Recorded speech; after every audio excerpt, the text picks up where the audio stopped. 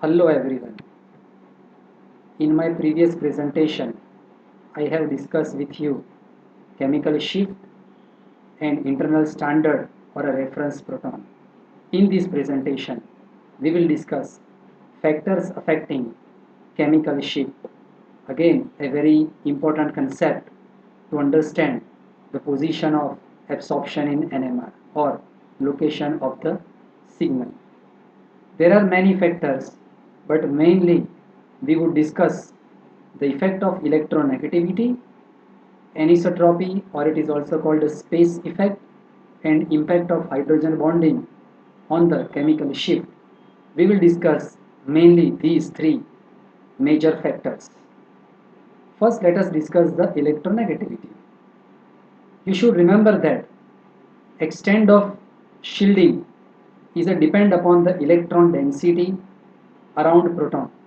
Now here the meaning of electron density doesn't mean the traditional density, but it is the availability of the electron surrounding proton. When protons are attached with a more electronegative atom, then we know that more electronegative atoms they tend to attract the electrons towards them. So, about the proton, electron density, or in other words, as I said, electron availability decrease. Now, as you can see that extent of shielding is a depend upon the electron density. So, when electron density decreased, so shielding is also decreased or it is not that much significant. Now when we say shielding is a decreased, so in other words de-shielding increase, and we know that what happened when de-shielding increase. Absorption shifts into the downfield, and as you move the downfield then we know that the delta value increased. So if we summarize the whole discussion, the more electronegative atom attached to proton, it will attract electrons more towards it. So around the proton, electron density will decrease, shielding will be decreased. So in other words, de-shielding increase. So absorption shifts into the downfield. So delta also increased. So we can say that with increase into the electronegativity of atom attached to proton, delta value of that proton is also increased. Let us understand this whole discussion with example. Here you can see that the first series, if you see the direction of the arrow, as you move from the iodine to fluorine, gradually electronegativity increased. We know that friends, fluorine is the most electronegative element of the whole periodic table. Now you can see that all halogens being electronegative, but among them fluorine is the most electronegative. So this methyl iodide, it will I will pull the electron towards it, but that electron attracting effect is the most in the case of methyl fluoride. So as we move from left to right here, first iodine, then bromine, then chlorine and fluorine, gradually electronegativity increase. Electronegativity increased. So around methyl proton, electron density decreased. So that electron density is a list in methyl fluoride. As a result, it is a highly de-shielded, and you can see the delta value 4.26, 3.10 in chlorine, 2.65 in the case of bromine, and 2.10 in the case of iodine. So see, all are signal, we are discussing about all methyl signal, but you can see that the great impact of the electronegativity element attached with methyl, so it actually increased from 2.1 to 4.26 almost, or we can say that more than double. Next example, if you see, whenever we gradually displace hydrogen of methane molecule, we are getting methyl chloride or chloromethane, dichloromethane, chloroform. So here the electron negative element remains same, but number of chlorine atoms keep increasing. So see again, here this time in this example, you have to observe the direction of the arrow. It is reverse than the first example. This side as we move, gradually number of chlorine atoms increased. So compared to methane, signal of in methyl chloride will be more in downfield, dichloromethane even more downfield, and chloroform most downfield. It seems that I forgot the CCl4. But friends, let me remind you, I don't forget, because right now we are discussing the PMR, protons magnetic resonance. So I do not forget, but deliberately I haven't shown the CCl4 because there is no proton, and here we are getting the signal of the proton. If you are discussing about the C13 NMR, then let me say that we will get the signal because there we are getting the signal of a carbon, but here we are getting the signal of a hydrogen. So in this example we can say that as we are moving from methane to chloroform, halogen atom keep increasing, so electronegativity, so the de-shielding, and that's why the delta keep increasing. The last example in the slide you can see that nitrogen, oxygen, fluorine. If you remember the trend, they lie in a same period. First, nitrogen, oxygen is a more electronegative, fluorine is a further electronegative. So, as we move from nitrogen to fluorine, the same trend like the first example, electronegativity increase this way, so the de-shielding, and that's why delta value also keep increasing. So if somebody asks you methanol and methylamine, if you are comparing, now we are getting two signals in both of them. But let me say that I am not discussing the OH signal or amino signal. We are focused on the methyl signal, CH3OH, CH3NH2. In amine, methyl group is attached with the nitrogen, but in alcohol, methyl group is attached with the OH. So you can now understand the methyl signal in the case of methanol will be or will have the more delta value. I hope you can easily understand with the help of this trend.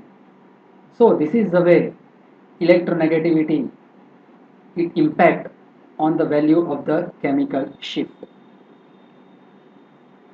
Here you can see that as the distance of the proton from electronegative element increase, gradually de-shielding decrease.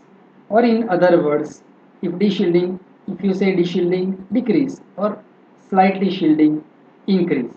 So here in this example you can see that proton B, methyl proton, is comparatively farther than the proton A, which is a methylene proton.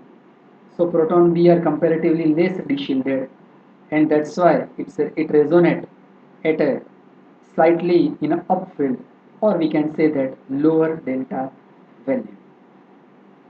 Let us discuss now the another example, another factor which is impacting on the chemical shift, and that is called anisotropy.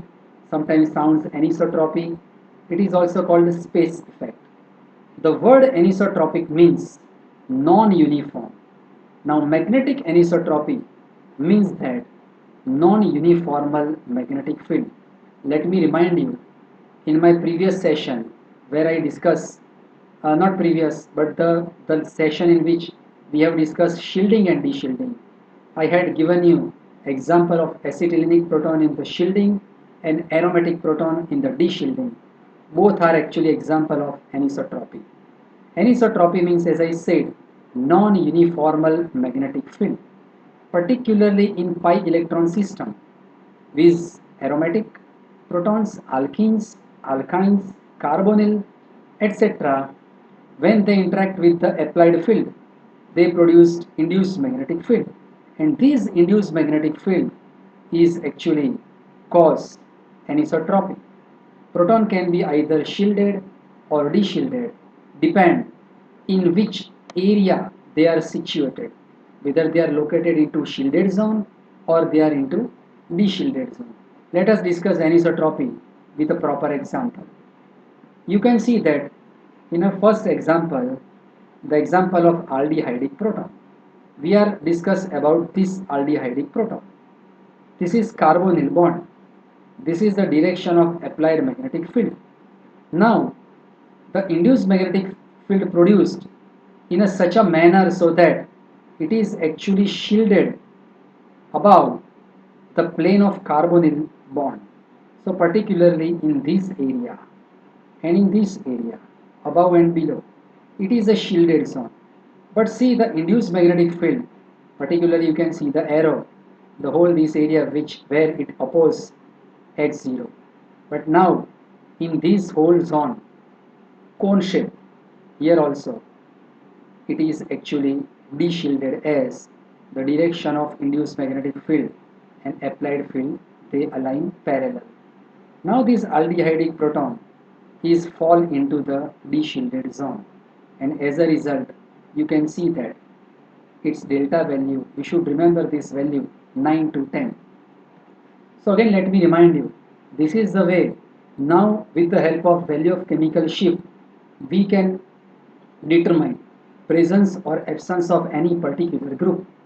If you are getting signal for your unknown structure in the range of 9 to 10 delta, we can surely say that aldehyde group is definitely present.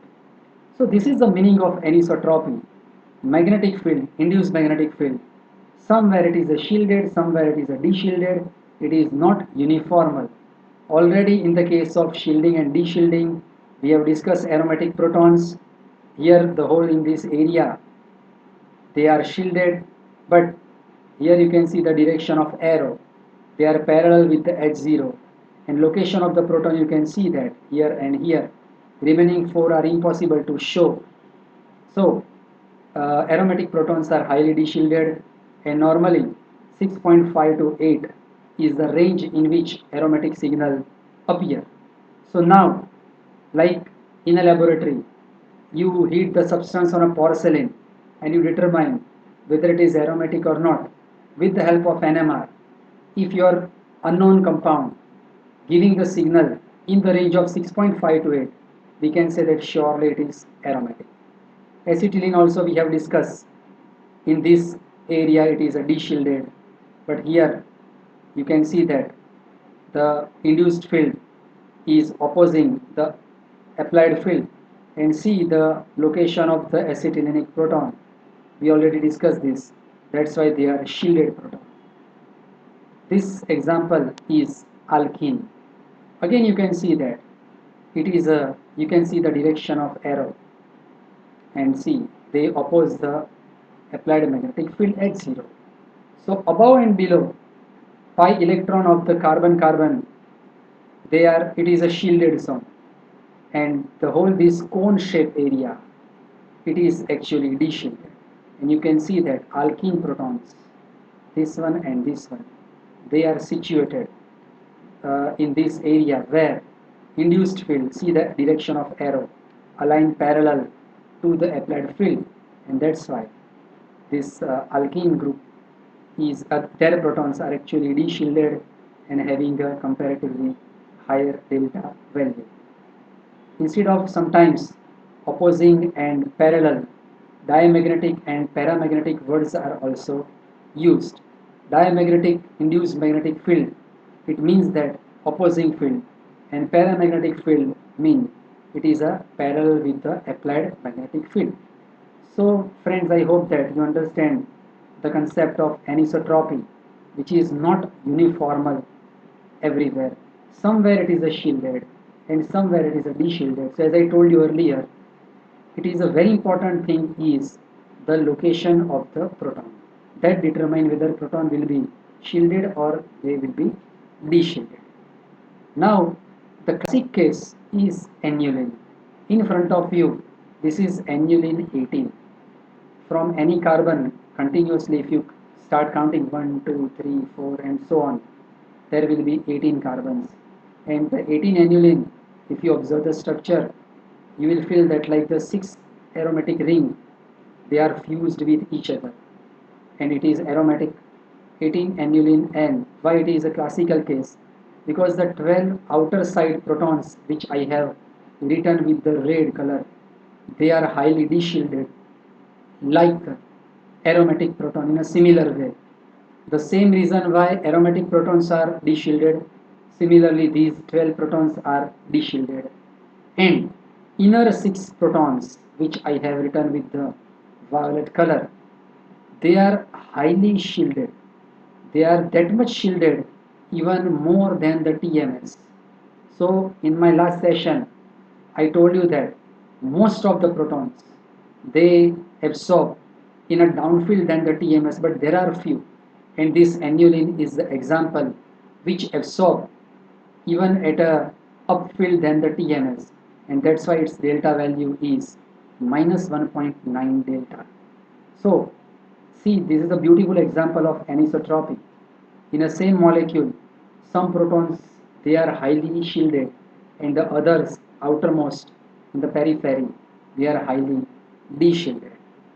So as I said, location of the proton will determine whether they would be shielded or de-shielded.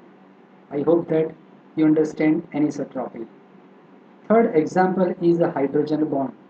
Hydrogen bond also impact on the shielding and the de-shielding. Now proton involved in a hydrogen bond is attached with the two heteroatoms. With one heteroatom of its own molecule, it attached with a covalent bond. And with another heteroatom, it attached through the hydrogen bond. Let me show you in the slide. If we focus on this HCl, now we know that chlorine being a more electronegative, this electron pair of hydrogen chlorine bond would be towards chlorine. So chlorine would bear partial negative charge and hydrogen would bear partial positive charge. So that's why hydrogen is a positively charged. Plus this hydrogen is attached through this chlorine atom of another molecule via hydrogen bonding. So that's why I have written that a hydrogen proton involved in a hydrogen bond attached with one atom through the covalent bond and another atom, heteroatom, via hydrogen bond. Now the same discussion which we did in the case of while understanding the electronegativity. What happened? Electronegativity of the proton involved in the hydrogen bond decreased severely. Reason as we discussed. Here also it is attached, here also it is attached. So electron density, electron availability is a decrease. So shielding decrease. Or in other words, de-shielding increase.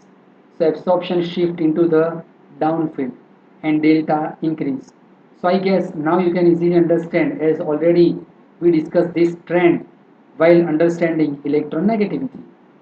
So now the more powerful hydrogen bonding in any molecule, more powerful will be the de-shielding and signal would shift into the downfield, so the delta will be increased. There are many molecules in which hydrogen bonding is very common, but let me show you here. It is a very powerful into the carboxylic acid. You can see that in carboxylic acid molecule, two separate carboxylic acid group RC double bond OOH, and this is another RC double bond OOH. Two acid molecules, they link through the hydrogen bond and exist in the form of dimer. Two molecules, they join with each other and exist as if they are one. And you can see that the two hydrogens, particularly hydrogen of the COOH group, I have shown in the box. Both hydrogen, like this case, they attach with two different oxygens. This one covalent bond, and oxygen being a more electronegative, and here with this oxygen they are attached via hydrogen bond. So here also this one covalent bond here and hydrogen bond here. So this hydrogen bonding is a very much powerful in carboxylic acid as it is double as they exist in the form of dimer, and that's why particularly the proton of the COOH group, they absorb at a very downfield. So you should remember that the delta value of carboxylic acid group is in the 10 to 12 delta range. So normally when we discuss the chemical shift, I told you that Usually we are showing the scale up to 10, but it doesn't mean that scale ends at the 10. It can be even more. And here you can see that carboxylic acid absorbed between 10 to 12. So your unknown compound showing or giving the signal in this range 10 to 12, then definitely we can say that carboxylic acid group is present. So now friends, gradually, because our ultimate aim to understand the spectroscopy is nothing but to know the more and more information about the structure. So now you can see that how the chemical shift will be so much important for us or useful for us, because with its value we can determine certain group is a present or not. If we increase the temperature, then you can guess that hydrogen bonding is comparatively weakened, and so de-shielding also decrease and de-shielding decrease. So in other words, shielding slightly increase, shielding increase, then absorption shift towards the upfield, so delta will decrease. So there are many factors. Even we can discuss the solvent effect, but these are the three major factors which can affect the chemical shift value. First, we understand the impact of the electronegativity on the chemical shift. Then we discuss the anisotropy, where the location of the proton will determine it will shielded or deshielded. And third is hydrogen bonding. The more powerful hydrogen bonding in any molecule, then more deshielded will be its signal, and in that case its delta value will be more. So I guess friends, you understand this discussion which I try to explain you in this session.